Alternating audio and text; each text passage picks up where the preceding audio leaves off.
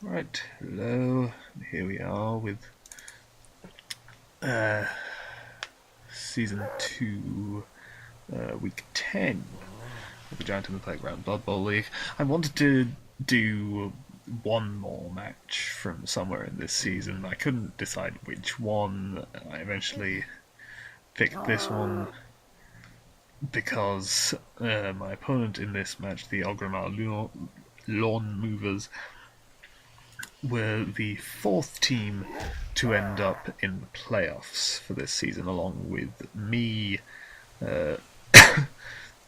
Shishnafni's Poets Society, who of course I played in the last match that I made a video of, and Luzan's Doc Alpha Daggers, who of course I played in week 2 of this season, and there's a video of that as well. So,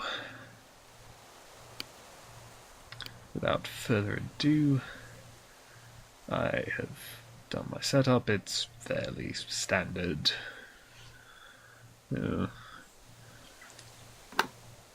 Front line as spread as it can be, so that he has to spread out his strong players. Otherwise, just pairing up players so it's not quite so easy for him to outstrength them. But I'm still covering the whole pitch. Yeah, obviously I'm looking around at the skills.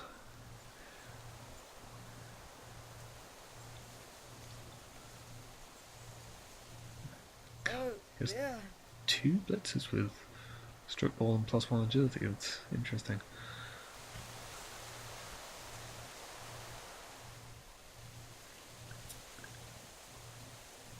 So, I mean, this is kind of potentially a problematic matchup for me because, well, essentially because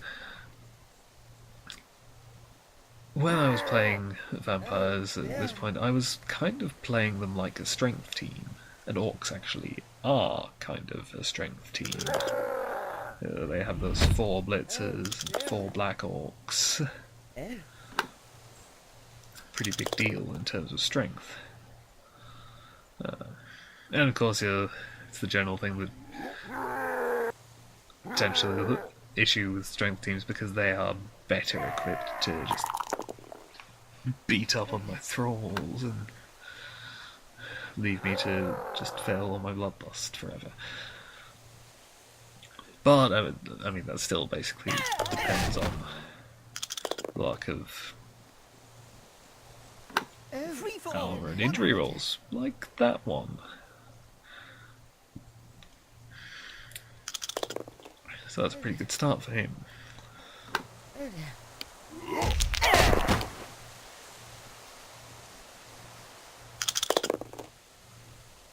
But obviously, one injury is not necessarily going to be representative of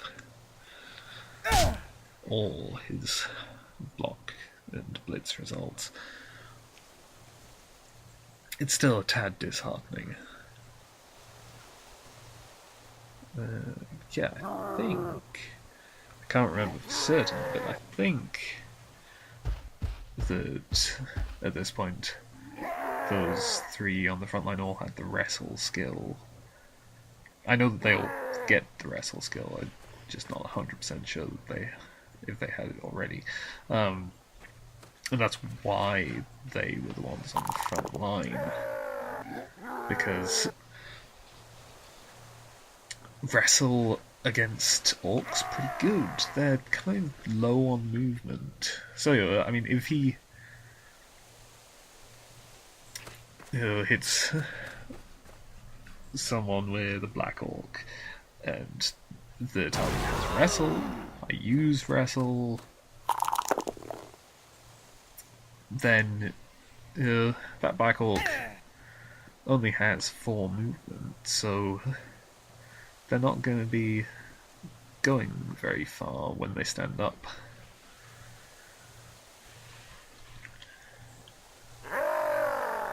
but it didn't come up in any of those. I think one of them had it both down as one of the options, but it also had a defender stumbles, so it didn't really matter.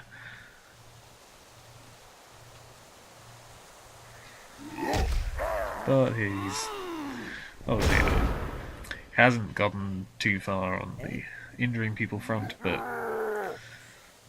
he's picked up the ball and he's set up a fairly unified front of his orcs. It will be difficult for me to break through.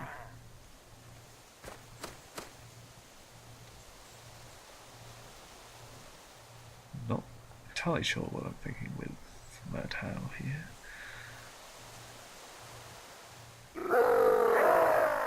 Surely I want someone next to Sir Jasper, because presumably he's going to block Rockfack.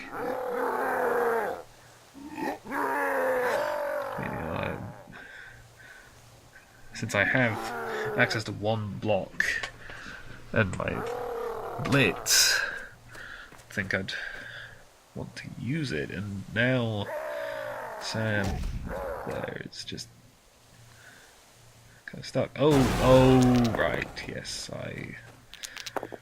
I get it. I'll go with the sideline push.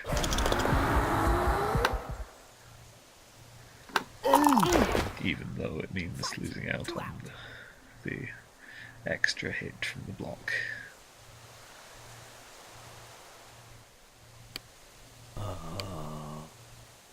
And so, of course, now the numbers are evened out. Of course, he has more reserves than I do.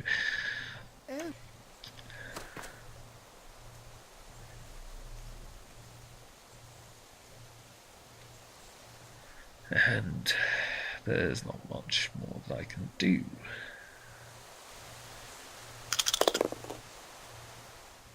I don't really care about the stealth check. It's probably about the last thing I was going to do anyway. Just leave it. Save the rerolls for things which matter in later turns.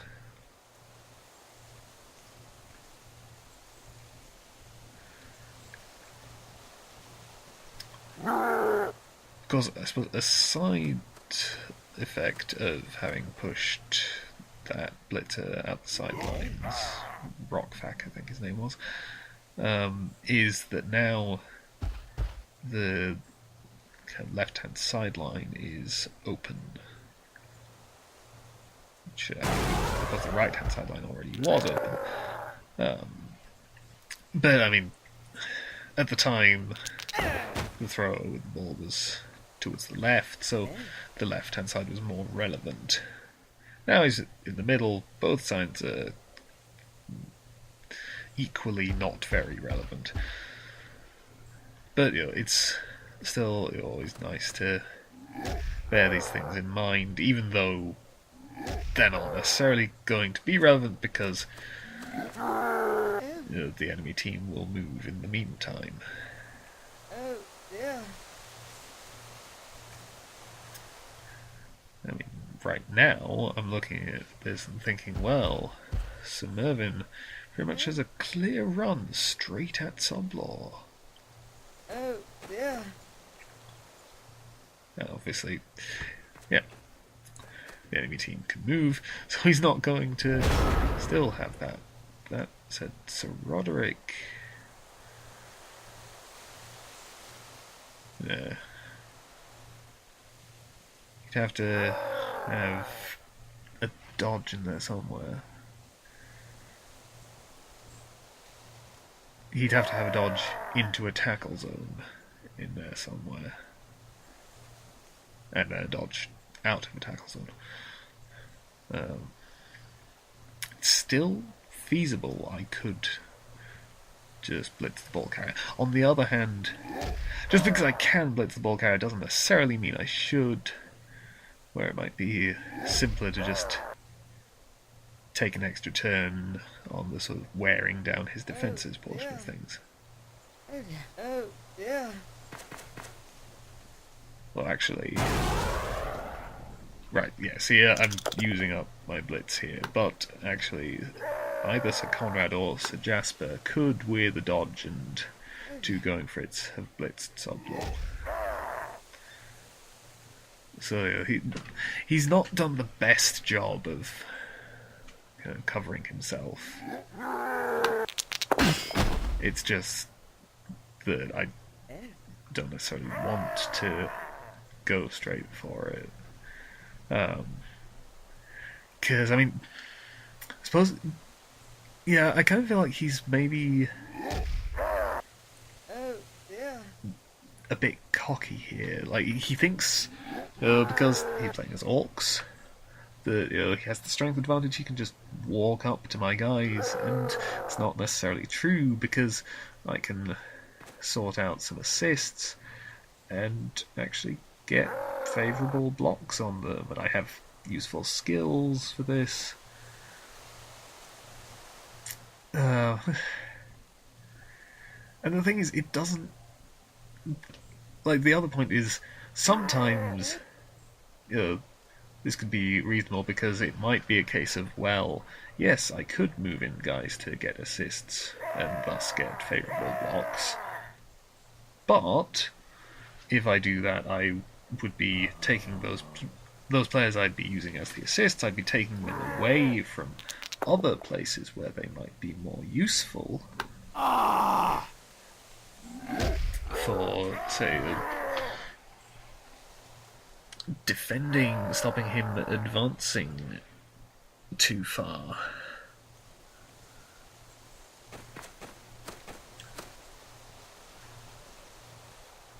But in this case, I mean, the main place that I can kind of hit people is sort of in the middle of the pitch.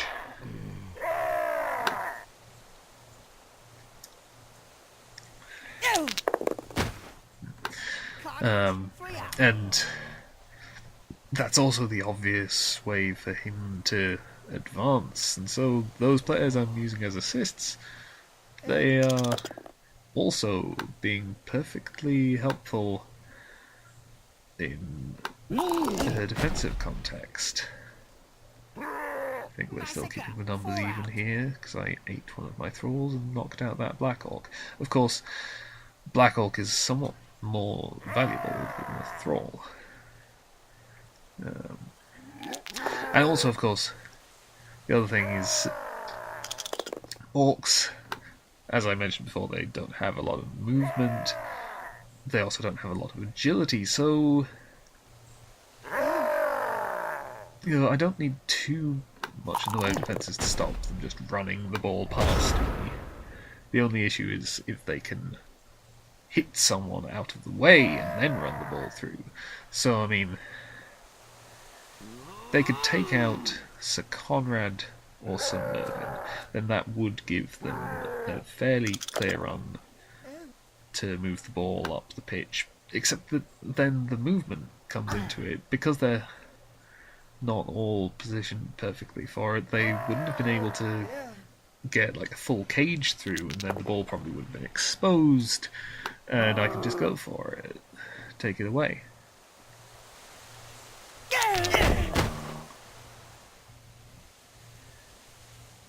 And so this is the thing, so essentially he mostly kind of allowed me some free blocks.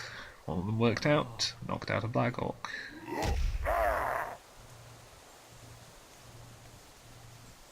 And yeah, we both have 9 players on the pitch now.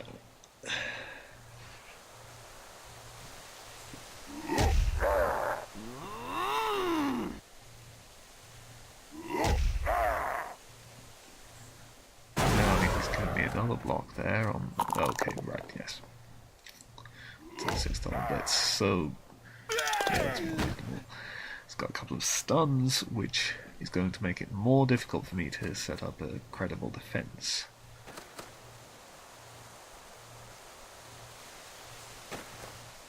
And he has moved forward, so it might be more difficult for me to get around behind. So at this point, I think I could think maybe I should have gone for one of those sort of risky blitzes that involved like dodging, going for it around the side of the last turn, but.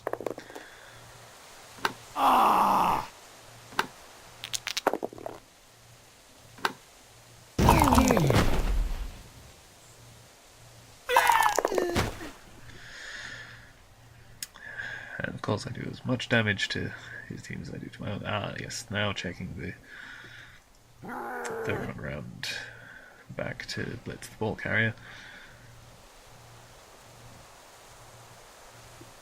One dodge, two going for it. It's not out of the question, but it's risky since I also have Bloodlust to consider.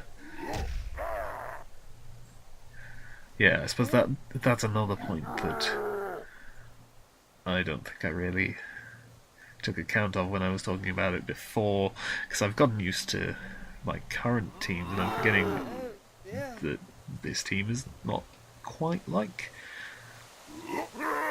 my current team. I have to think about the Bloodlust. I mean, yeah, it's a 2+, so I shouldn't let that stop me making plays, but it's still, I always kind of preferred to be safer about things when I was using the vampires. Because the bloodlust was always a concern. So instead, I'm blitzing through this guy. And then, yeah, some of it is going around the back. Probably. With the idea being that he'll be a threat from behind, and so then the orcs won't be able to just load up in front of the ball carrier. They'll have to watch his back as well, and they'll maybe be spread a bit more thinly, or maybe I'm just going to leave some Irvin there. To be fair, there, like, he's still kind of poked that hole in the formation, and he still can get around the back. And yeah, I'm still concerned about the bloodlust thing. Of course, the downside here is that I have left my defences right in front of his ball carrier somewhat. Not sure what the right word is. Lacking. Not quite absent, but lacking. Minimal. He could blitz his way through Stephen North or Sir Jasper and get a decent cage down the pitch, potentially. It's still not certain because, I mean, if he wants to avoid dodges and stuff, and of course Sir Jasper is not exactly easy to knock over. Okay, so he's in fact going as Conrad, which means he's probably wanting to head over towards the left-hand side of the pitch as I look at it, which is also fairly reasonable. But, and I know this is something I've talked about before, one can consider that there's maybe a bit of an advantage in forcing him to pick a side. Okay, so he's handing off the ball, so he's actually going to try and get a decent way down the pitch, maybe?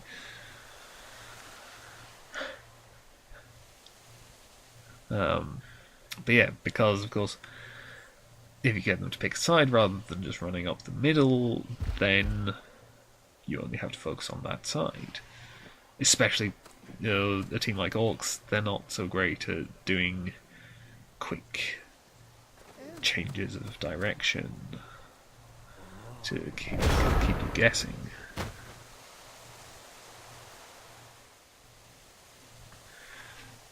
I mean, with one dodge into a tackle zone with an automatic reroll and two going for it, and one dodge into empty space, Sir Jasper could blitz the ball carrier here. keep having these options. I just obviously probably wanting to play things safe. But of course, the further the orcs get up the pitch, the more likely I am to take the riskier plays. Of course, it could also be made easier if I maybe got Sir Conrad to get up and just hypnotise Sawfang. Hypnotic gaze should always be remembered. Yeah, okay, so I mean that removes the need for one of the dodges. Yeah, not following up because I still want to obviously kind of maintain this strong front in front of the other players.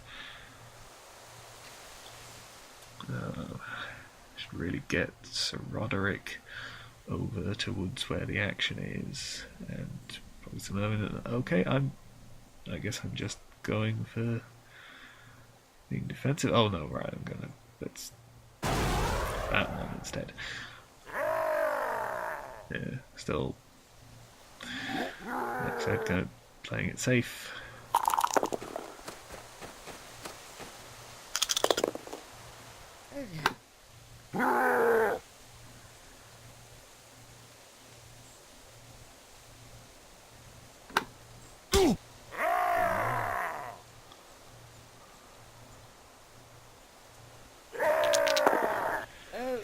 And yeah, now he really has to blitz the lodging vampire to get down that side.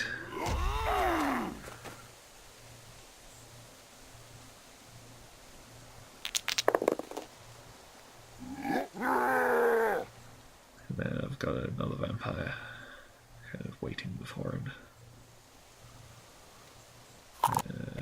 Yes, lag.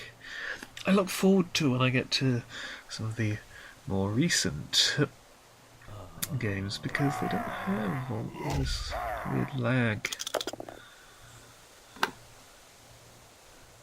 The videos are much easier to watch.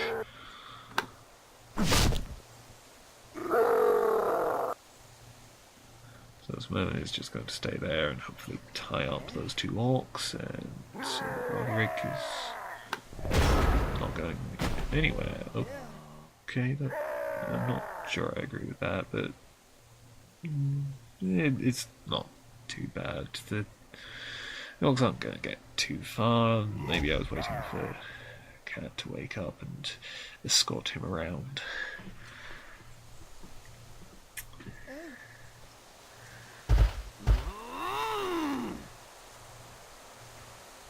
I mean, I'm definitely seeing here where like I could make more ambitious plays.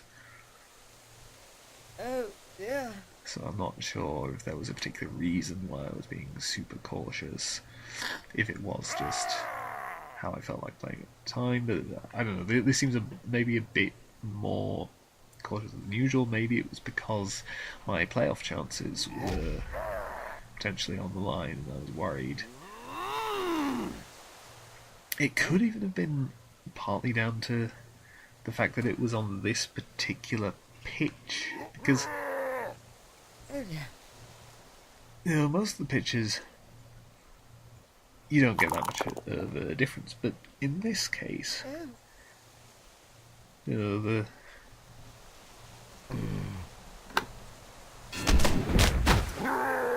finally get to use wrestle on an orc. This pitch, because the represented as you're playing in a field, there aren't a lot of supporters. It means that it's really quiet, and that can make me feel tense. Whereas the background noise of the imaginary crowd can kind of help you relax, whereas silence can be oppressive. regardless of the reason, I am being quite cautious, and that's the first reroll that's been used this entire game. And that's another thing, to be honest, where I really don't necessarily have to be quite as cautious as I am being, because I still have all my rerolls. I mean, at this point, if I use one reroll per turn, then that will exactly use up all of them. And it's not super likely. So it probably would have been better to maybe do something a bit riskier earlier and use them up.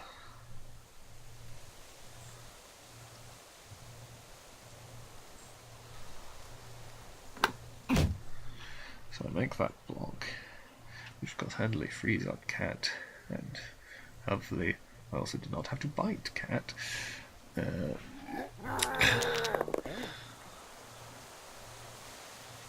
Its availability for marking purposes. Finally using a reroll, because of course both down result does not let you trigger frenzy and get the second stab at it. I would have been fine with a push, and also because, as I mentioned, I have all of my rerolls left still. So I assume that Cat is going to get a mark Rickram. Or not, maybe I'm just going to ignore him. It's entirely possible. I do not remember what was going through my mind at this point, but I don't know, I feel like Rickram probably should be marked by someone. And I probably want like some Jasper to blitz his way towards the ball carrier, hit Sawfang, or maybe I want someone to go for Boost. Sam is now assist, and no, Sir Jasper on Sawfang. That's a problem. But it can be dealt with.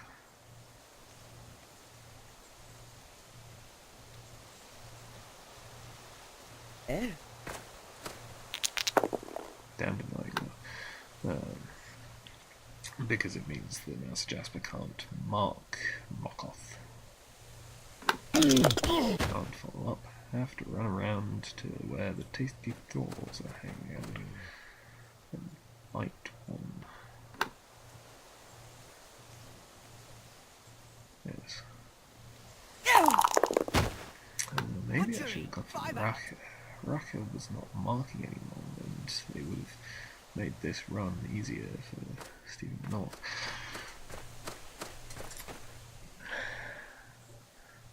On the other hand,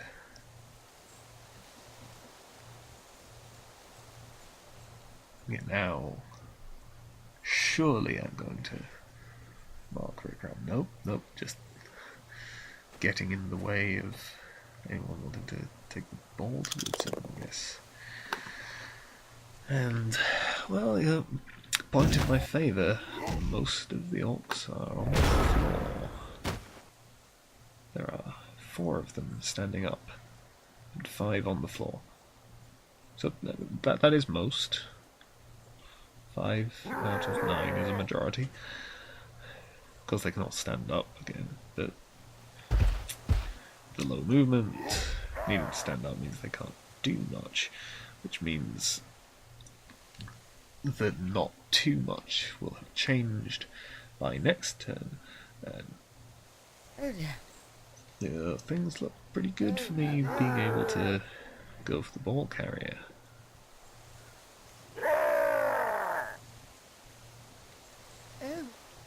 Even though I now have only 8 players on the pitch. It is a wonderful thing when you switch to a team that's not vampires, and you suddenly find that your players pretty much only leave the pitch because of the enemy team, rather than because of your best players eating the less good ones. Right now, obviously, this is the most important bit. Now he could throw a pass here, and he in fact is throwing a pass here. I failed to intercept. And then he failed to catch. So yeah, this is why I should have marked that guy. It obviously worked out because dice were not in his favour, and to be fair, that guy could not have scored. I could have then caught up with him, beat him up, but still, that was kind of concerning.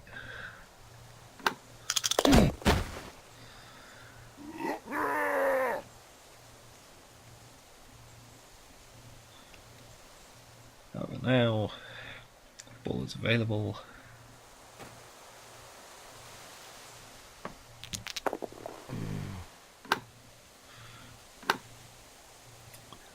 Just going to hit some orcs, pick it up, and try to protect it, I guess. Yeah, I'm pretty sure I've tried to kind of form up at least a semblance of a cage. Yeah, starting by getting some players in place to screen off the ball from the orcs.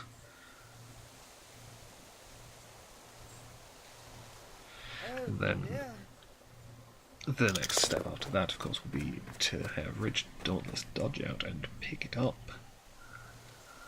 But then I don't want to go right for a touchdown.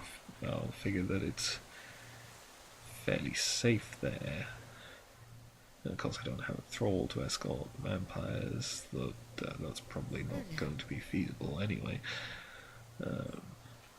Yeah, take this block first, I guess. Already used my blitz, otherwise... yeah, okay, yes. Pick up the ball first. And then, yeah, this is the thing. If I had my blitz available, then that would be really nice to have either Sir Mervyn or Sir Roderick blitz that Black Orc from standing start, and then go somewhere to be more of a scoring threat.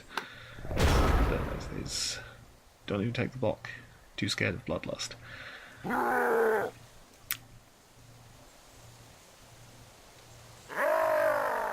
not entirely sure that I agree with not taking the block.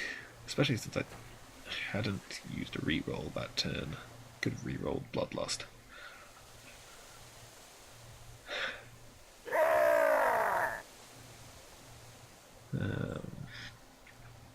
Anyway, because, I mean, really, those are the two that need to be the scoring threats, pretty much.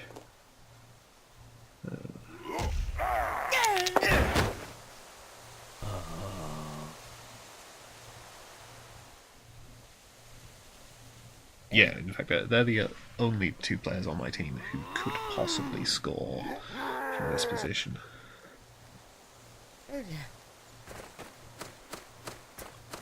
But as I said, ball is safe, because orcs are slow and can't dodge.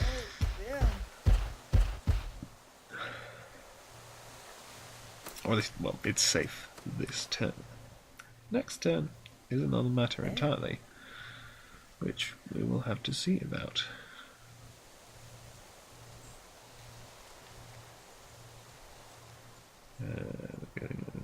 Oh, no, the names stayed on this time.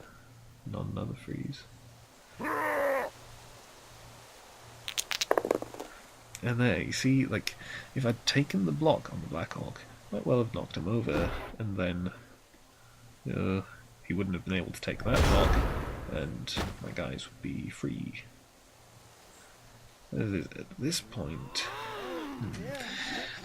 Okay, looking at chances of him scoring, to figure out how worried I should be. To be honest, I don't know, I feel like at this point... Okay, yeah. One of his potential scoring threats, I can push him out the sidelines. It's a fairly reasonable idea. Well, just knocking him over is enough to make him not a scoring threat anymore. That's reasonable.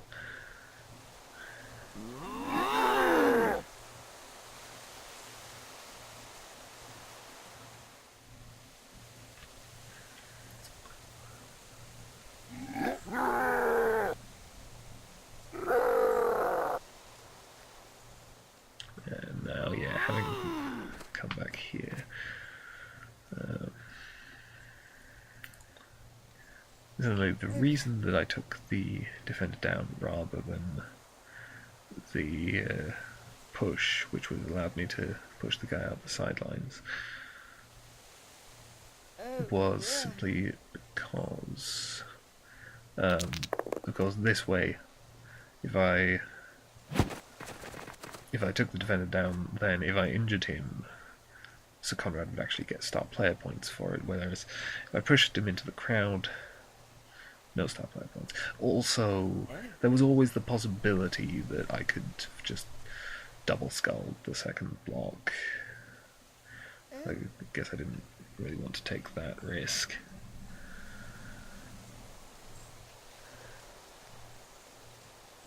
Now the interesting potential choice here is, do I want to just form up defensively around Richard Dauntless, which seems to be the option I'm going for, because the alternative, which I could have taken, would have been to have Richard Dauntless move up, not requiring any dodges because of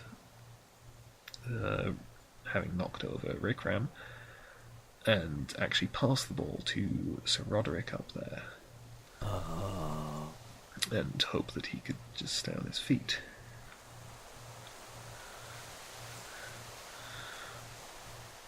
And now, yes, slightly improbable.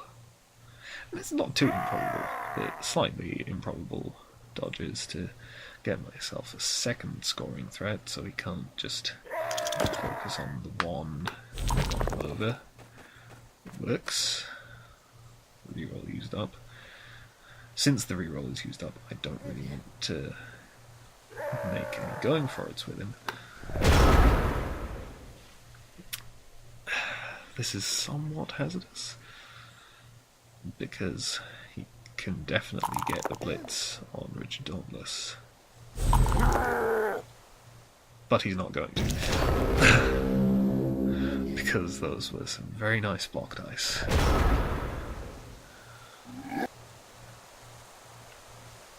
So now all I need to do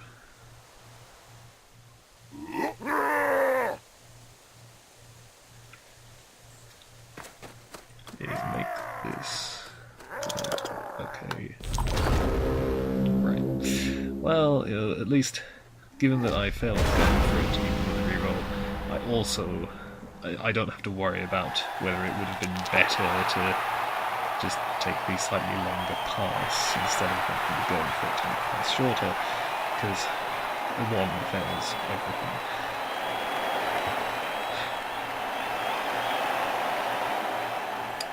So that's it's kind of frustrating, but the important thing is he was receiving and he didn't score. So now I'm receiving and I just need to score once, and I will win the game. Because I maybe plays down at this point, but because it's a bit easier to score with less players. That is, I still have 10 players. I can definitely manage with 10 players. Anyway, it's kind of easier to score with less players than it is to defend with less players.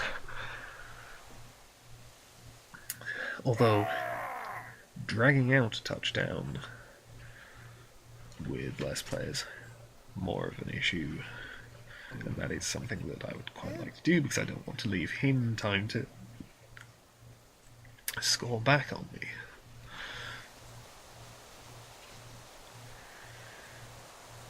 Oh.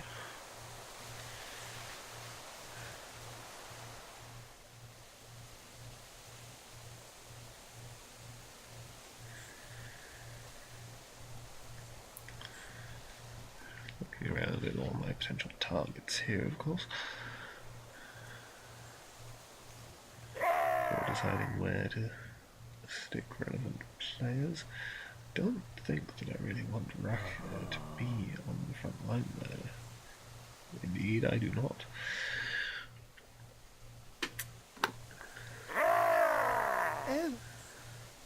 I could have put a vampire up there as well to get 2 dice on the middle, but I thought it better to put a bit more to kind of maximise my offensive capabilities regarding the potential touchdown, heading off the wide zones. Of course, that kind of pays off with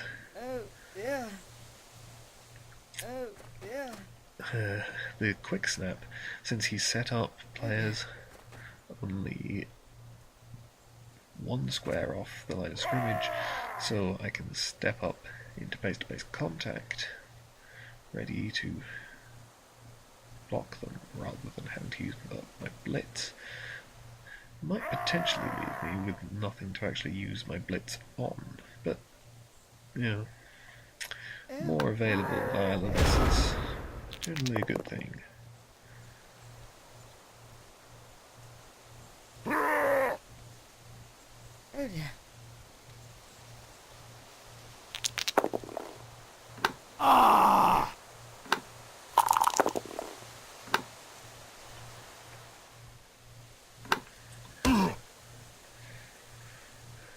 So we commence the violence.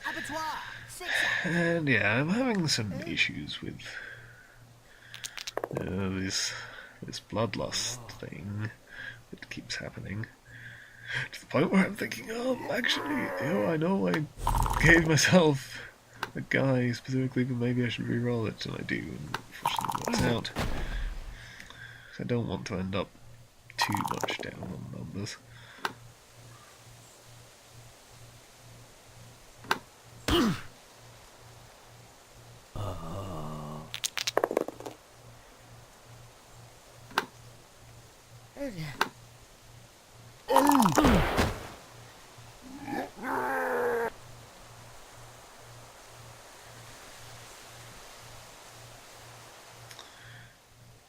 Obviously, I'm worrying at this point that maybe I should focus a bit more on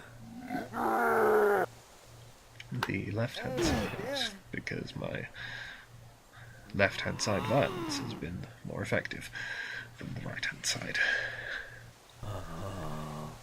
Threatening to push Rockfack out the sidelines.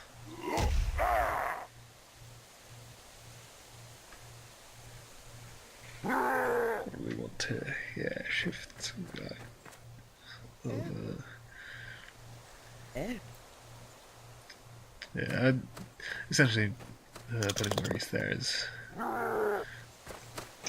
to sort of shore things up, because I don't want orcs just knocking over Steven and running into my backfield to threaten Richard Dauntless.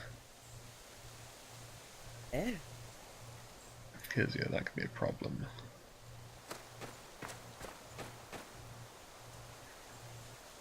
And yeah, of course, the threat of the crowd push on the Rockfack forces him to use up his blitz here. So I suppose he could have just used a block, but then, I mean, all he could have done would be follow up, and then Secondment could have blocked him to push him out the sidelines. Of course, where he is, he can still be pushed out the sidelines, so that was kind of a mistake. Should have come 2 squares further in to be completely safe. And now I'm already looking at the potential for crowd pushes. Look, Richard Dauntless can make it up there to be an assist. And then, Sir Roderick, Stephen North. I think Stephen North would need 1 going for it. Still a decent option. Oh, no, okay, I'm gonna send Maurice to be the assist. I suppose that makes more sense. Well, I don't know. I'm really not sure why that happened.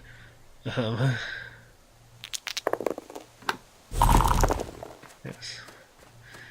That's unfortunate, but...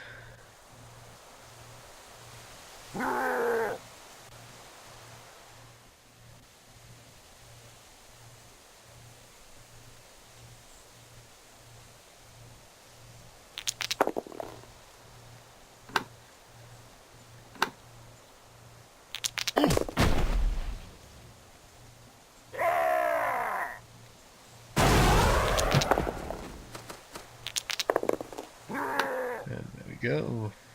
Out the sidelines, like I said. Shouldn't have left him there. Oh, and he's dead. And he's still dead. Incompetent apothecary. Head garden tackle, which at least those are just standard skills. Don't need to roll anything special to replace them on the new guy. But you do need to acquire all the star player points again, which will take time. Oh. Oh, yeah. Yeah, one dice with your block against no block, pretty safe. Oh, well, just in general, with block. The opponent not having block just makes it more likely to be in offensive success. Oh, yeah.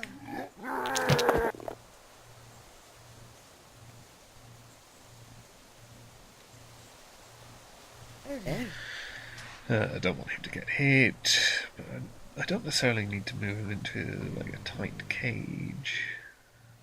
He may in fact be more useful closer to the enemy players. So, yeah, like as he is, because still needs, like if they want to get round to hit Richard Dauntless from behind, they'll have to dodge past Stephen North. They're not particularly good at dodging.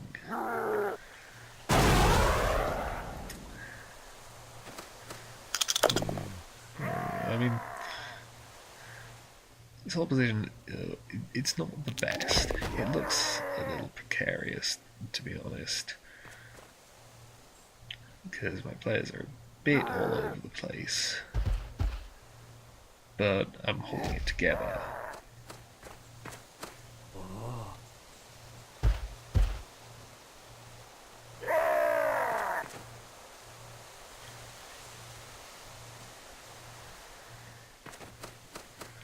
In some ways, I mean, this could be problematic for him. If I could get the ball over to Sir Mervyn, Sir Jasper, or Raka, then they would be hard to catch. Okay, that's good, sending Groost over there.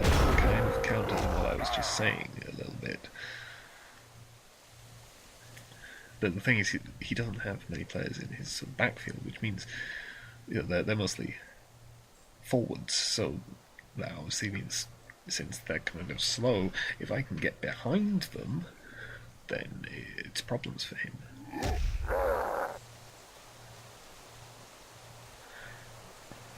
The definite thing is here that I'm probably going to have to take some risks somewhere.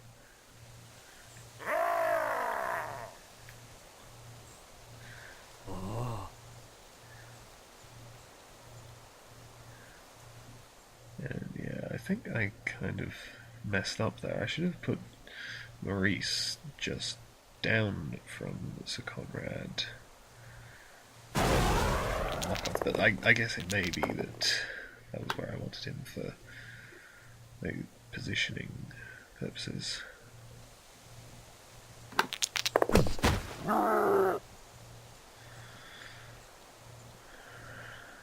But I mean, So Conrad does not need an assist to get 2 dice on Knockoff. He just needs not to have opposing assists, so I could just cancel them out. Cancelling out 2 more effective than giving 1.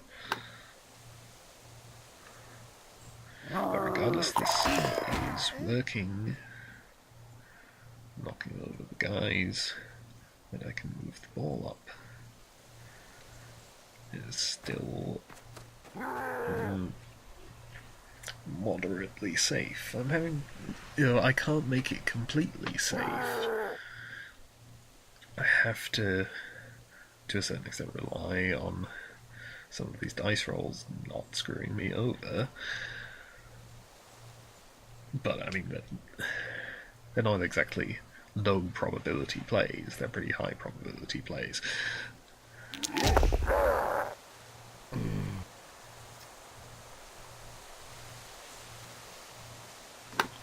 Yeah, I'm really not wanting to keep losing players at this point. So rerolling Bloodlust is becoming something I want to be doing.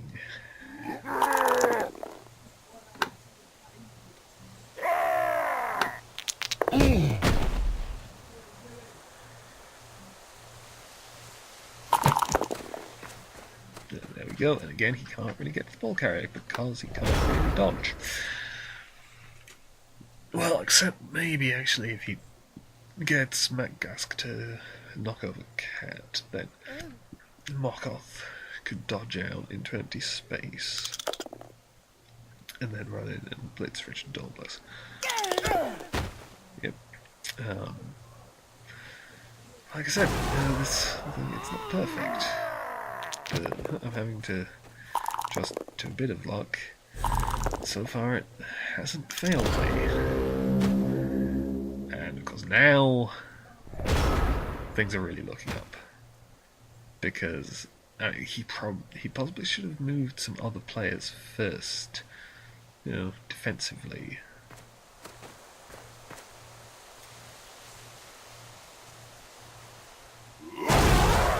Of course, I just realised that the reason that I moved Maurice the way I did last turn was not for the assist, it was for the potential bloodlust.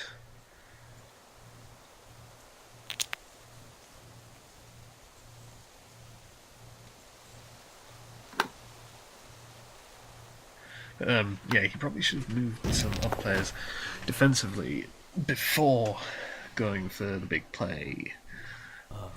Because you should always do that. Make the moves that will be significant if your intended play screws up, even if that's not very likely. Because now, the consequence of him not setting up some additional defences is that he has no one available to kind of catch my ball carrier. And yeah, unfortunate timing bits. We got to this game slightly later than we intended to,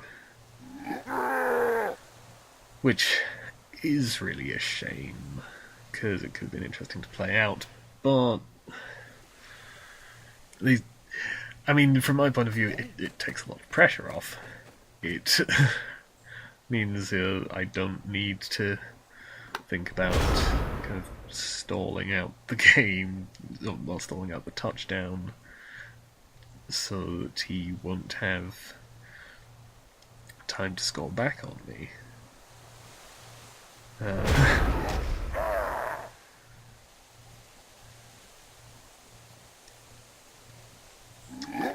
And so obviously there is nothing more of interest in this video.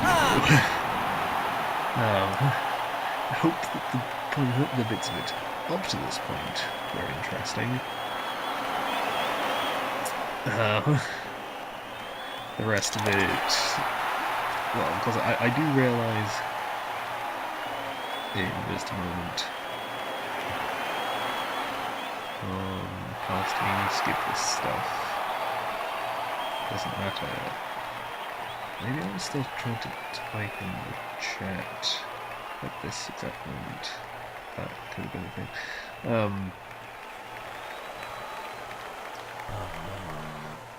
Because, yes, what I'm going to say here is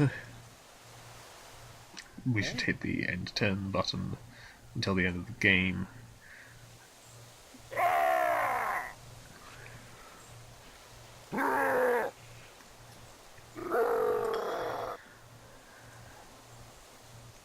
Because, you know, just because we had some scheduling issues, it would be unfair to deprive him of his MVP and indeed his winnings just because we had scheduling issues, which may even have been my fault. I'm happy that he was willing to just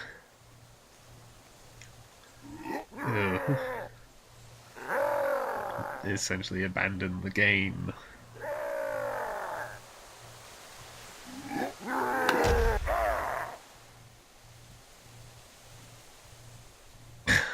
Rather than try and reschedule and replay the whole match. But I don't want to. And I consider it reasonably likely that we would have, that I would still have won if we had played out the whole thing. But he deserves his MVP and winnings because he played the match. And I'm pretty sure you don't get those if you concede. I know that if the match doesn't get played and it just gets assigned as a forfeit by a commissioner, then you don't get them, but I'm pretty sure that that's also the case if you just concede.